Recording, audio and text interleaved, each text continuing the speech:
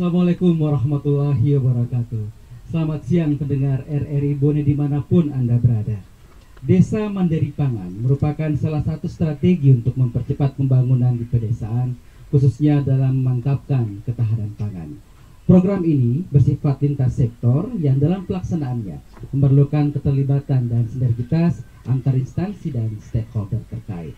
Dan di siang hari ini kami akan membahas hal-hal terkait bagaimana kemudian strategi Dinas Ketapang yang menjadi stakeholder dari program ini dan langkah-langkah apa yang kemudian perlu dilakukan ke depan untuk membuat program ini efektif di masyarakat. Dari Desa Lampoko, Kecamatan Barebo, inilah Dialog Studio RRI Bone. Bersama saya Imran Bate sudah hadir dua narasumber saya sudah bersama dengan Kepala Dinas Ketahanan Kabupaten Bone yang banyak meluncurkan program-program dan inovasi-inovasi yang sangat bermanfaat untuk para petani juga masyarakat. Kita sudah bersama dengan Bapak Haji Andi Asman Sulaiman SSOS MM. Assalamualaikum Pak Kadis. Waalaikumsalam warahmatullahi wabarakatuh. Dan bersama Pak Kadis juga sudah hadir Koordinator Rumah Rujukan Pangan Lestari, Bapak Usman SPD. Selamat siang Pak Usman. Selamat siang. Assalamualaikum warahmatullahi wabarakatuh. Terima kasih sudah menerima kami. Ini saya sangat terkesan dengan suasana di Rumah Rujukan Pangan Lestari ini luar biasa. Di sisi kanan dan kiri kami, jika pendengar dapat menyaksikan acara ini secara visual melalui Facebook, ini adalah banyak sekali sayuran-sayuran segar yang siap untuk dipanen. Saya ke Pak Kadis terlebih dahulu. Pak Kadis, ini menarik ya bahwa Desa Mandiri Pangan adalah sebuah program yang memang perlu dilakukan untuk mempercepat pembangunan di pedesaan, khususnya memantapkan ketahanan pangan. Sebenarnya sasarannya pada desa-desa mana saja Pak Kadis? Bismillah. Assalamualaikum warahmatullahi wabarakatuh. Kalau berbicara desa akan kita sasar di Kabupaten Bone itu ada 18 desa yang kita inginkan untuk keluar dari desa rawan ke menjadi desa tahan pangan. Iya. Yaitu mendominasi ada dua desa. Desa pertama itu ada di Kecamatan Telulipoe dan kedua ada di desa Kecamatan Botojan. Apakah yang menjadi kriteria untuk kemudian desa itu menjadi sasaran desa mandiri pangan? Kriteria desa mandiri pangan itu pertama subsistemnya itu ketersediaannya masih belum bersifat maksimal. Kemudian kedua subsistemnya itu dari sisi konsumsinya. Kemudian ketiga dari sistem pendistribusiannya yang sangat masih belum sampai ke titik desa tersebut. Akses yang sangat mudah, akses yang sangat susah untuk kita mendapatkan fasilitas sampai ke desa tersebut. Secara persentase, apakah kemudian di Bone sendiri masih banyak desa-desa yang kemudian perlu untuk bisa mandiri dari aspek pangan? Secara keseluruhan, desa yang dianggap bahwa kemandirian pangan itu ada beberapa sebenarnya menjadi salah satu hal yang menjadi contoh yang saya katakan. Ada beberapa desa yang sudah keluar sudah keluar dari desa rawan pangan itu. Alhamdulillah sudah menunjukkan awalnya memang ada hal kategori dari sumber data menyatakan bahwa desa tersebut sebagai desa rawan pangan. Alhamdulillah sekarang sudah keluar dari 56 unit desa itu. Alhamdulillah sekarang sudah sisa puluhan desa yang kita anggap sebagai artinya ada progres begitu ya? Ada progres kemajuan yang sangat apalagi kemudian Sulsel sendiri kan dikenal sebagai lumbung pangan nasional kan ya Pak Kadis ya? Baik. Nah kemudian kalau kita lihat tadi di awal di prolog juga saya sampaikan bahwa perlu sinergitas, kemudian juga perlu ada keterlibatan. Bapak melihat selama ini sejauh ini seperti apa kemudian sinergitas dan keterlibatan stakeholder yang lain dalam menyukseskan Desa Mandiri Pangan ini? Alhamdulillah sampai hari ini kita ada komunikasi yang baik antara seluruh instansi, seluruh stakeholder, baik eksternal maupun internal ya. Karena dari sisi program yang kita miliki itu hampir semuanya sama. Jadi bagaimana bisa mendorong desa tersebut sehingga dapat kita berkolaborasi untuk bagaimana sedikit saja untuk bisa meningkatkan derajat kesejahteraan masyarakat. Nah, kita mempunyai upaya yang sama. Jadi kita mesti harus membangun komunikasi di antara seluruh instansi, seluruh OPD yang ada, khususnya yang mempunyai pengaruh tinggi ya. Dan begitu pula kepada stakeholder internal dari desa, mulai dari dusun sampai ke tingkat kabupaten ya. Jadi di desa ini harus bahu membahu dan menggerakkan kegiatan yang sama. Bagaimana mendorong kesiapan desa untuk mengantarkan desa tersebut dari desa yang dianggap rentan pangan itu akhirnya akan keluar menjadi desa ketahanan pangan dan gizi sudah siap. Kemudian pada prinsipnya kita ada sistem kolaborasi yang baik sehingga mampu menunjukkan desa tersebut dari data PSBA itu kemarin yang kita lihat itu ada sekitar 60 unit desa. Alhamdulillah hari ini yang kita upayakan secara bersama oleh seluruh stakeholder yang ada, lintas yang ada, alhamdulillah kita dapat menekan. Akhirnya dengan upaya bersama bagaimana bisa mewujudkan ya desa mandiri pangan ini ke depan agar nantinya desa dianggap sudah mandiri. Jadi tidak untuk hanya mengharap untuk memberikan bantuan beberapa hal yang sedemikian rupa, mungkin harus sentuhan hanya merubah perilaku, hanya bagaimana bisa mengembangkan kemampuan yang ada, memanfaatkan sumber daya yang ada bersama-sama untuk melihat dan potensi yang ada untuk bisa meningkatkan desa tersebut. Bapak melihat ada kecenderungan desa-desa sekarang justru terlena dan merasa sangat terbuai dengan bantuan-bantuan yang diberikan pemerintah selama ini? Saya lihat kita menginginkan masyarakat desa ya tidak akan ketergantungan dari bantuan tersebut. Karena kenapa?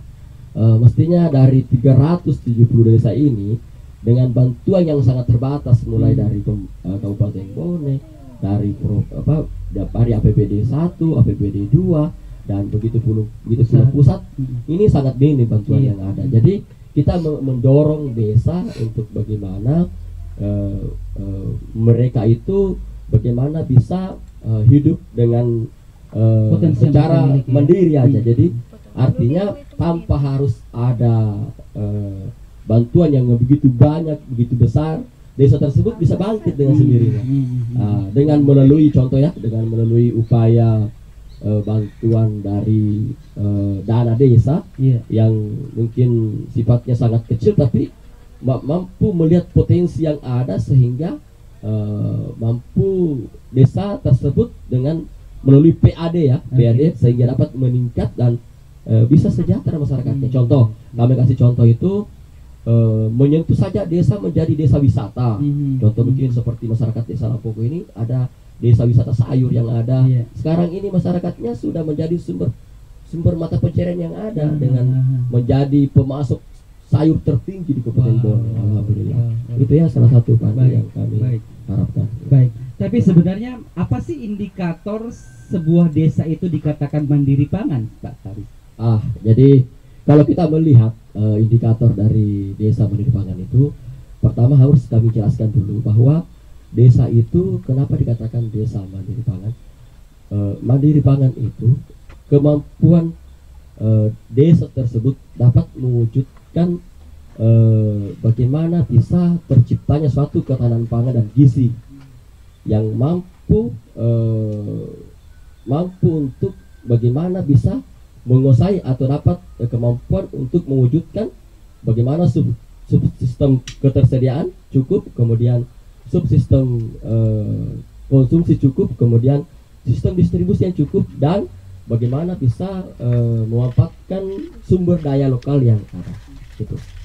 Baik, ini menarik ya, dan kita sedang dalam proses begitu ya, Pak Kades ya. Karena topik kita pada siang hari ini adalah menuju desa mandiri pangan, dan ini sedang dalam perjalanan kita menuju desa mandiri pangan. Karena di Bone ada banyak desa dan tentu saja butuh waktu kemudian untuk bisa mewujudkan semua desa untuk bisa mandiri secara pangan. Baiklah, lantas strategi yang sudah dilakukan seperti apa Pak Kars untuk kemudian bisa mewujudkan desa mandiri pangan tersebut? Ya, kalau kami melihat desa di antara beberapa desa yang kami lakukan di 60-an desa kemarin itu, kita berupaya dan atas perintah Bupati Bone ya, dalam hal ini Bapak Andi Pasar Penyelang itu, mereka mengatensi kami untuk bagaimana mengupayakan stakeholder, kemudian bagaimana bisa keterlibatan seluruh stakeholder yang ada dengan program-program yang kita canangkan, yang kita laksanakan di seluruh OPD yang ada yang mempunyai pengaruh tinggi. Kami kasih contoh, saya sendiri sebagai Dinas Ketahanan Pangan, kami sendiri dari Dinas Ketahanan Pangan itu bagaimana mempunyai bagaimana mempunyai program sebagai bagaimana program tersebut sehingga kita betul-betul capaiannya sampai ke sasaran desa miskin atau desa rawan pangan tersebut. Jadi kita punya desa yang betul-betul memang kita harus mengklaster desa tersebut, bahwa desa tersebut ini bagaimana bisa kita mendapatkan bentuk perhatian tersendiri. Nah, ada program yang menarik sekali ini sekarang kita sudah luncurkan, itu ada program Family Farming. Family Farming itu adalah merupakan suatu program yang mempunyai solusi, yang intervensinya itu bagaimana bisa desa tersebut keluar. Jadi upaya pemerintah ini dengan program dari pusat ya, ada juga program dari APBD 1 yang jumlahnya sampai bulan ini itu sudah kita kirim sebanyak 23. Jadi tahun pertama kita mendapatkan 2 unit dari APBN, kemudian tahun kedua masih APBN dan ditambahkan dengan APBD 1 dari provinsi Provinsi Sulawesi Selatan. Jadi alhamdulillah program Family Farming ini Bapak dapat meningkatkan upaya masyarakat untuk bisa menciptakan suatu produsen yang sangat tinggi. Makanya kita harus berorientasi bagaimana desa menjadi desa produsen, karena jangan selama ini menjadi desa yang konsumen. Jadi dalam hal ini kita merubah pola pikir masyarakat untuk bisa mandiri dengan upaya pemerintah yang sangat terbatas. Jadi kita memang upaya kita itu bagaimana supaya program tersebut bisa menyentuh ke desa capaian atau desa sasaran tersebut yang kita inginkan. Jadi dengan program Family Farming ini tentu pasti ada upaya masyarakat untuk bisa dapat meningkatkan masyarakatnya secara cepat dan berkelanjutan. Itu yang pertama. Yang kedua, ada program yang sangat diterima baik dengan masyarakat ini, ada program P2L, Pekarangan Pangan Lestari, yang sekarang yang sudah kita lihat sekarang di lokasi rumah rujukan ini. Tentu ini program-program tersebut ini merupakan intervensi kami ini dari beberapa OPD yang lainnya juga seperti itu. Bisa ada upaya untuk bagaimana meningkatkan kesejahteraan masyarakat. Ini P2L ini yang sangat menarik karena sudah alhamdulillah sampai hari ini itu sudah kita kirim sebanyak kurang lebih dari 150-an desa yang sudah kita kirim, termasuk di dalamnya desa yang rawan pangan ini. Nah itu ya. Jadi maksud tersebut itu bagaimana bisa tercukupi suatu pangan desa tersebut untuk bisa keluar dari desa tadi yang saya maksud, dari rawan menjadi tahan. Itu yang kita harapkan. Jadi program yang lainnya itu ada juga namanya program PUPM, jadi pengembangan usaha pangan masyarakat. Ini juga membantu desa. Ada juga program dari OPD yang lain, contohnya itu ada namanya ada UMKM ya, yang sedang berkembang sekarang ini, yang mengajak masyarakat, melatih masyarakat untuk membuat suatu olahan rumah tangga yang di masing-masing kelompok ya, dengan bahan baku yang awalnya yang betul dari bahan baku yang mentah menjadi bahan baku yang sudah bisa dikonsumsi oleh masyarakat dan bisa dijual. Ini merupakan suatu hal yang sangat baik. Upaya kami ke depan agar nantinya dari seluruh stakeholder yang ada betul-betul dapat menjadi program strategis ke depannya. Karena saya melihat dengan adanya kolaborasi yang ada dengan adanya keterlibatan seluruh stakeholder yang ada, desa yang tersebut tidak mungkin menjadi mungkin ya, begitu ya. Desa tersebut betul-betul percepatan pembangunan desa tersebut kami dapat merasakan dan melihat langsung secara nyata bahwa dapat kami keluar desa kami itu dapat keluar secepat untuk menjadi desa mandiri pangan. Ini luar biasa sekali. Bahwa ada banyak sekali strategi dan juga inovasi yang telah dilakukan oleh Desa Ketapang.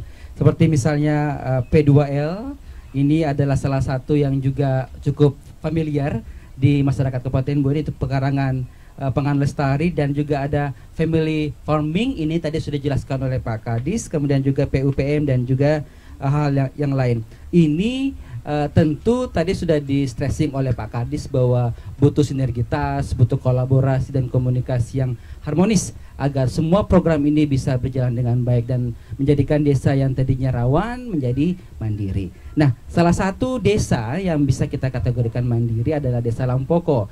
Ini juga sudah menjadi tempat banyak sekali orang untuk belajar dan menimba ilmu di sini. Bagaimana kemudian Lampoko bisa menjadi istilahnya apa ya, istana sayur ya Pak Kades ya. Dan ini menjadi rujukan pangan lestari. Dan saya perlu bertanya nih ke Pak Usman selaku koordinator. Pak Usman,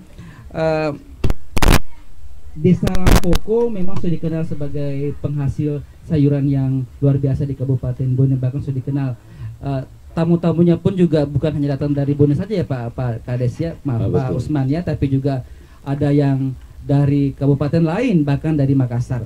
Lantas dari apa yang sudah dilakukan sejauh ini, bagaimana kemudian masyarakat Desa Lampoko merespon langkah-langkah strategis yang telah dilakukan oleh Dinas Ketapang khususnya? Baik, terima kasih banyak. Bismillahirrahmanirrahim. Jadi pertama-tama saya secara pribadi mengucapkan terima kasih banyak kepada Bapak Kepala Dinas Ketahanan Pangan Kabupaten Bone. Dalam hal ini Bapak Haji Andi Asman Sulaiman SOS MM telah mengalokasikan rumah rujukan ini yang ada di Istana Sayur Desa Lampoko, atau lebih tepatnya di P4S Wanua Lampoko. Jadi P4S ini adalah Pusat Pelatihan Pertanian Pedesaan Swadaya. Oke, Pusat Pelatihan Pertanian Pedesaan Swadaya. Pedesaan Swadaya. Oke. Jadi kami ditunjuk selaku koordinator rumah rujukan. Sebenarnya tadi disinggung di situ hanya dari berbagai kabupaten ya. Namun sebenarnya dari provinsi lain sudah ada yang pernah datang ke sini, termasuk dari Kalimantan Timur. Waktu itu Bapak Bupati Berau ya, bersama rombongan ke sini, bahkan sampai ke dinasnya dan ke kepala dusunnya pun datang ke sini. Jadi rumah rujukan ini sangat bermanfaat, terkhusus kepada warga kami di Desa Lampoko ini. Begitu pula dengan kabupaten-kabupaten yang lain, karena ada beberapa hal memang yang dia inginkan menimba ilmu di sini. Namun sebenarnya bukan cuma untuk belajar di sini, ada pun pengalaman-pengalamannya yang dari luar itu yang masuk ke sini, kita pun juga tak berhenti untuk belajar. Mungkin seperti itu. Jadi sebenarnya juga ini masih dalam proses pembelajaran juga sebenarnya ya Pak Usman ya. Dan ternyata memang dari penjelasan Pak Usman bahwa tidak hanya masyarakat yang dalam lingkup Sulawesi saja yang belajar, tapi juga dari luar Sulsel pun juga banyak yang berkunjung dan belajar terkait dengan apa yang sudah ditorehkan oleh Desa Lampoko ini. Baik, nah kemudian apa kemudian yang juga menjadi dampak dari program-program strategis dan inovasi-inovasi Dinas Ketapang yang kemudian juga dirasakan oleh masyarakat lain? Pak Kades mungkin juga bisa menjelaskan, misalnya stunting juga akhirnya kemudian bisa teratasi dengan desa mandiri tadi begitu ya, bisa dijelaskan Pak, silakan. Ya, baik.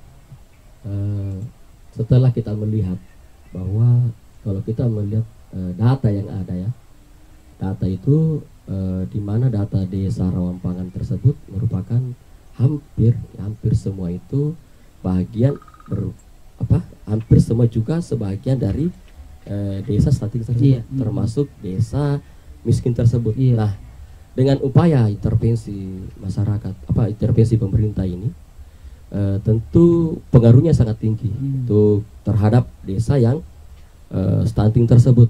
Kami kasih contoh saja, bagaimana penguatan untuk mewujudkan suatu desa menjadi desa ketenangan pangannya dan gizi cukup.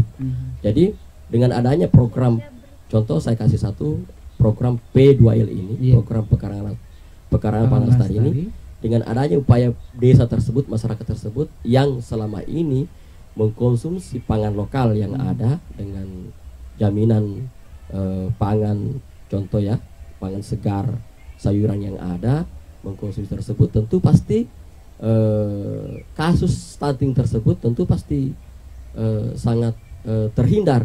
Jadi saya kasih saya contoh mungkin ibu sedang bumil ya, sedang bumilin, mengkonsumsi sayur mulai dari positif hamil sampai melahirkan itu 9 bulan itu dengan mengkonsumsi sayur yang segar, tentu pasti ini menjadi hal yang sangat positif.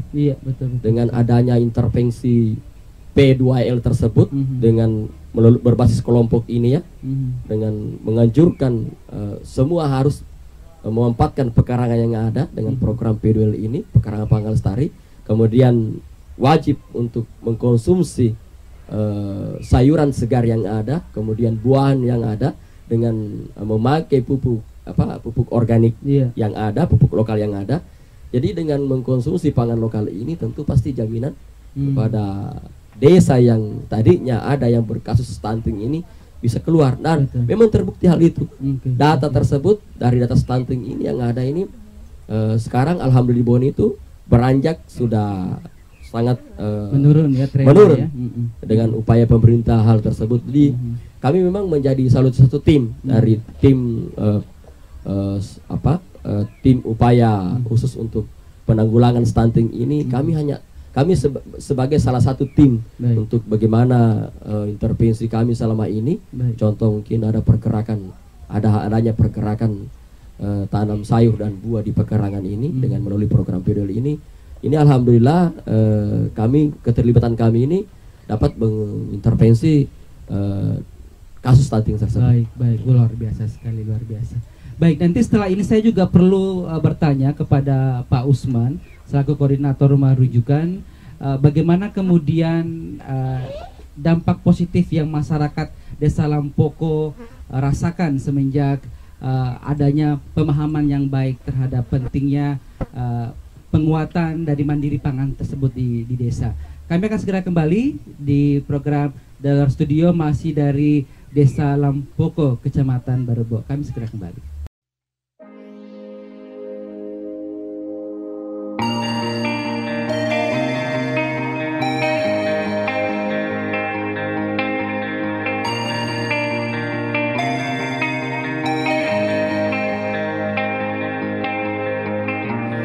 Ini saat yang tepat untuk tetap sehat, lindungi diri kita dan keluarga.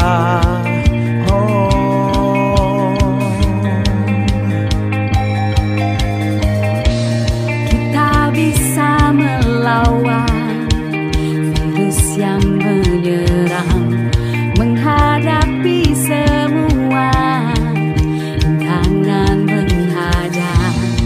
Ingat selalu pesan RRI, jangan lupa terus jaga diri kita. pakai maskermu, gunakan selalu, Cuci tanganmu setiap waktu. jaga jarakmu, Kuatkan imunmu bersama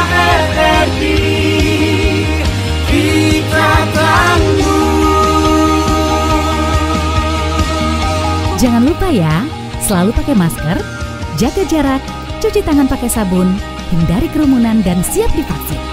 Kita tangguh.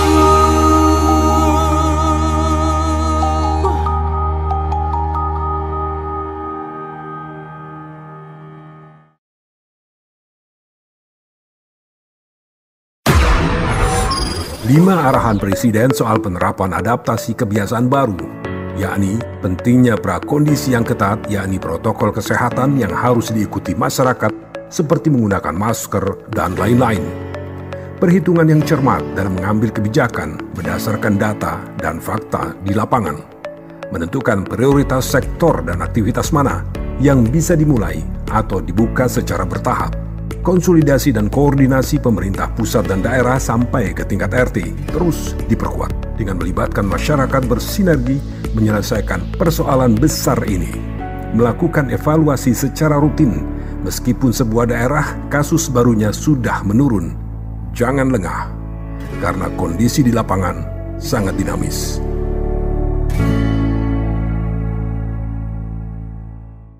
Pendengar RRI Bone dimanapun Anda berada, masih dari Rumah Rujukan Pangan Lestari Desa Lampoko, Kecamatan Barebo.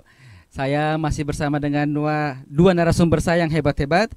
Ada Bapak Kadis Ketapang Kabupaten Bone, Bapak Haji Andi Asman Sulaiman Estos MM, dan Koordinator Rumah Rujukan Pangan Lestari yang juga sebelumnya adalah Kepala Desa Lampoko, Bapak Usman SPD.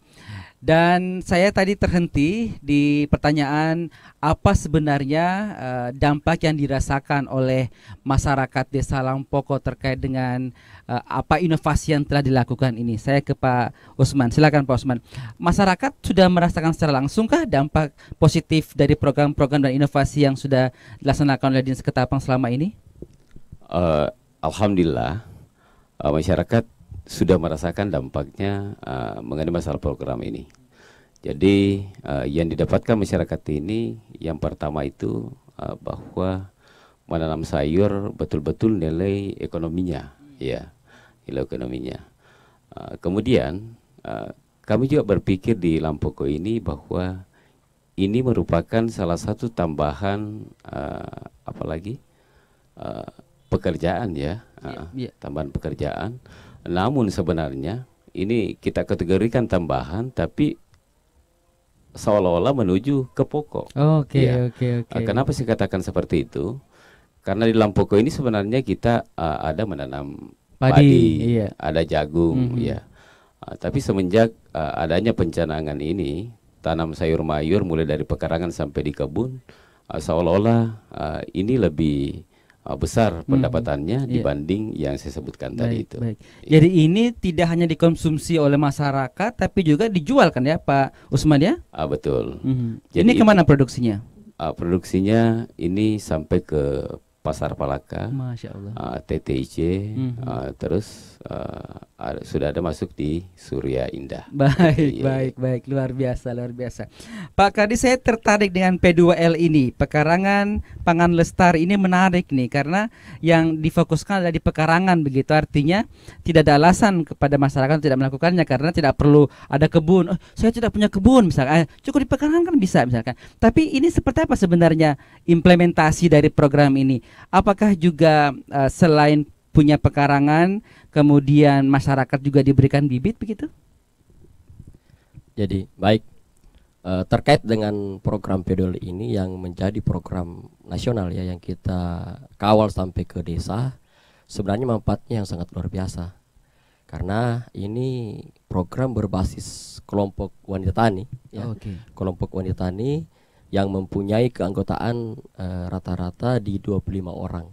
Ini yang bekerja aktif untuk menjadi pelopor ketahanan pangan di bawah. Jadi mereka dapat mempengaruhi satu orang ini sampai ke beberapa orang rumah tangga yang ada untuk bisa bagaimana mengajak masyarakat untuk memanfaatkan pekarangan yang ada.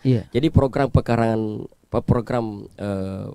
pangan lestari ini sebenarnya sudah beberapa hal yang menjadi program utama di desa. Saya contohkan di Desa Lampoko ini sudah menjadi mata pencarian utama. Jadi tidak hanya dikonsumsi, tapi sebagian sudah bisa dijual, menjadi ya? hasil untuk pendapatan keluarga tersebut. Oke. Dengan keterlibatan anggota kelompok tersebut ini dapat menambah ekonomi keluarga.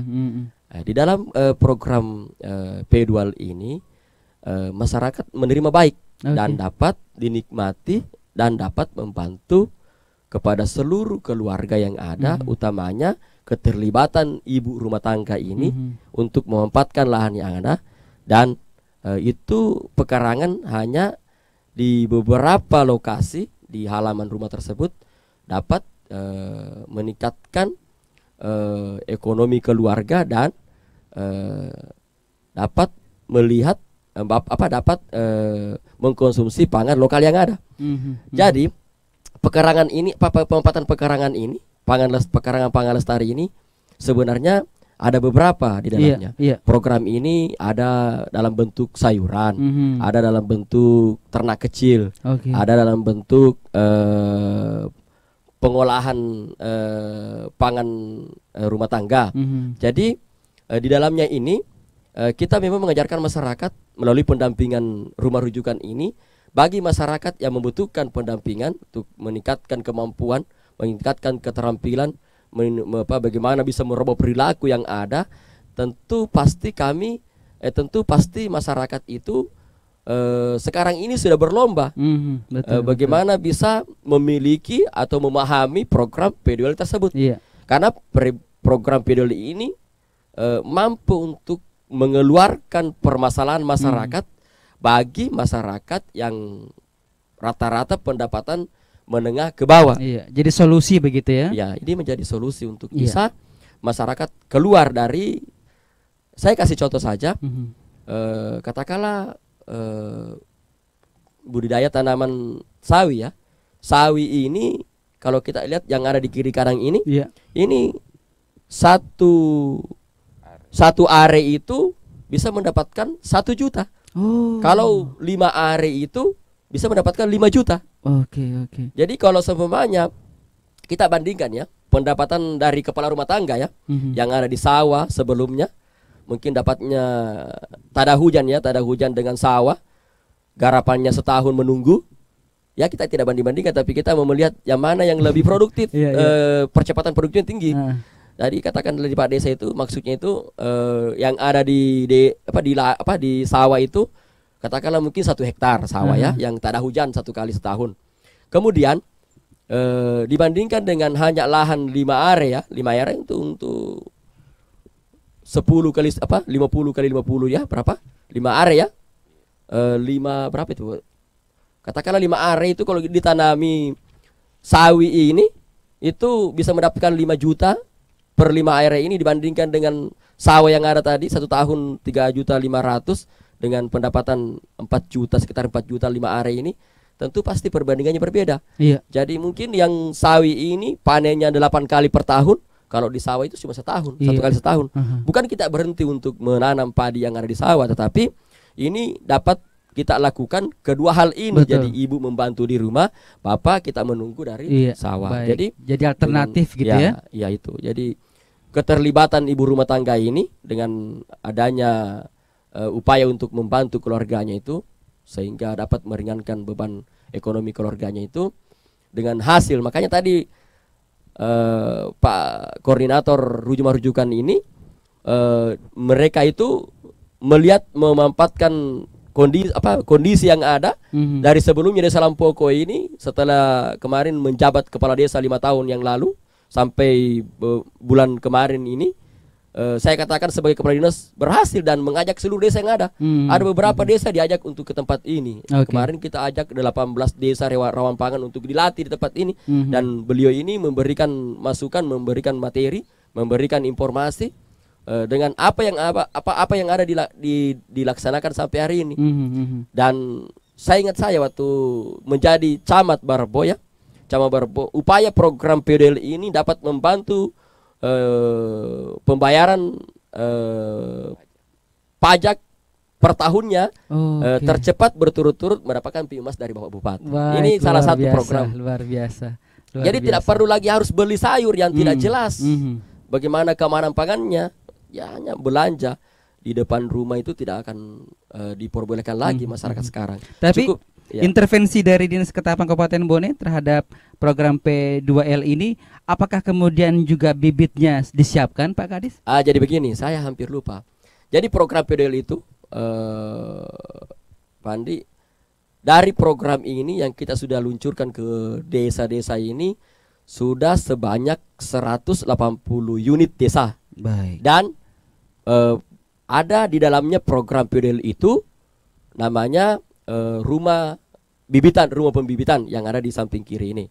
Itu rumah bibit itu yang kami istilahkan greenhouse ini, yang kita semai di dalamnya itu baru kita distribusi, akan didistribusi ke masing-masing kelompok. Jadi kita bangunkan greenhouse, kita distribusikan benih dalam setiap kelompok itu, kemudian kita berikan polybag, kita berikan kultivator, kita berikan pupuk kandang. Jadi dalam program itu, dalam satu paket itu lengkap. Baik, luar biasa. Jadi juga ada pendampingan ya, konsultasi misalnya bagi mereka yang bertanya masih belum paham bagaimana memanfaatkan pekarangan, itu juga bisa kan ya? Ya, jadi saya tambahkan sedikit, memang kita ada pelopor ketahanan pangan yang terlatih sebagai pendamping desa dengan bantuan penyuluh ada di pertanian, bahu-membahu untuk membantu dengan pelatihan yang sudah kita latih Babinsa yang ada dengan Babinka Timas yang ada untuk membantu mendampingi masyarakat yang sedang melaksanakan kegiatan P2L tersebut. Baik. Nah, ini pertanyaan yang juga penting saya ajukan ke Pak Kadis. Kendala-kendala dan tantangan apa yang Bapak hadapi dalam menerapkan program-program dan inovasi-inovasi dari Dinas Ketapang yang Bapak pimpin ini? Tentu saja biasanya kita punya program, tapi kemudian di lapangan ada kendala begitu. Ini bagaimana kemudian mensinkronkan antara kendala yang dihadapi dengan sebaiknya solusi yang kita lakukan? Kalau kendala sebenarnya sangat cukup banyak kendala yang kami dapatkan, tapi itu bukan berarti hal menjadi halangan bagi kami.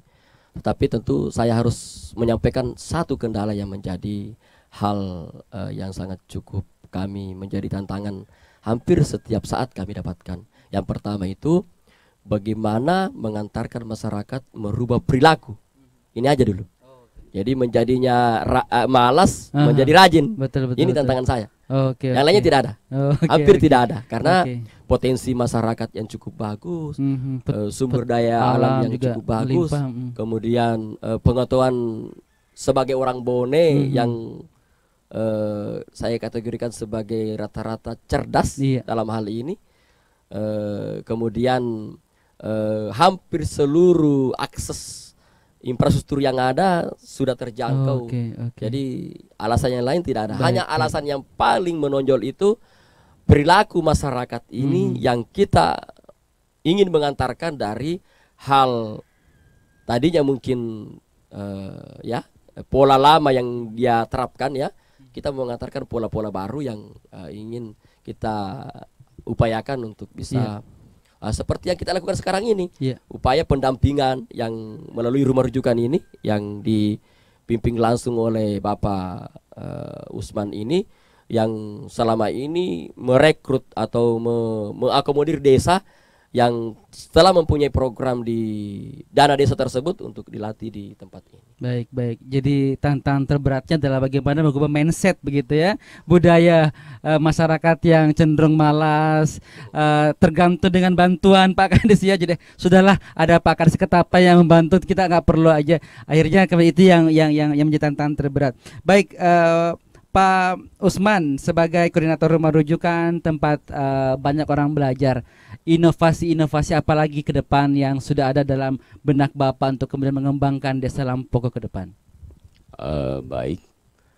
Karena selama perjalanan kami ini selaku mantan Kepala Desa Lampoko, kami sebenarnya punya cita-cita dan berkeinginan besar untuk Lampoko ini dijadikan desa wisata sayur ya.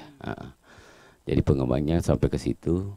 Jadi pola itu sebenarnya kami maunya misalkan contohnya di 5 hektar ada buah melon misalkan.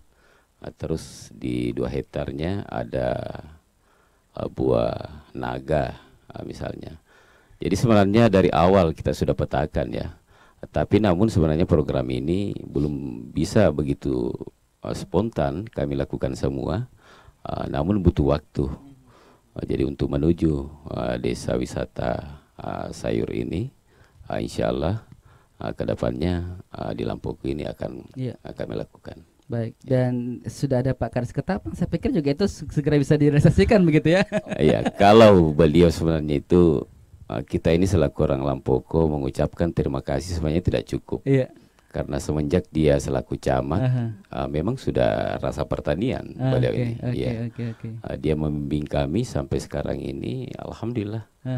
Sampai-sampai rumah rujukan ini ditempatkan di Desa Lampoko. Luar biasa. Ya. Itulah kemudian kenapa kami mengundang beliau untuk menjadi narasumber begitu ya, agar kita bisa banyak belajar dari beliau. Dan ini terakhir. Saudara pendengar, kita sudah berada di penghujung acara. Pak Kades Ketapang, saya ingin mendengarkan closing statement Bapak terkait dengan bagaimana menuju desa mandiri pangan. Ya, singkat saja.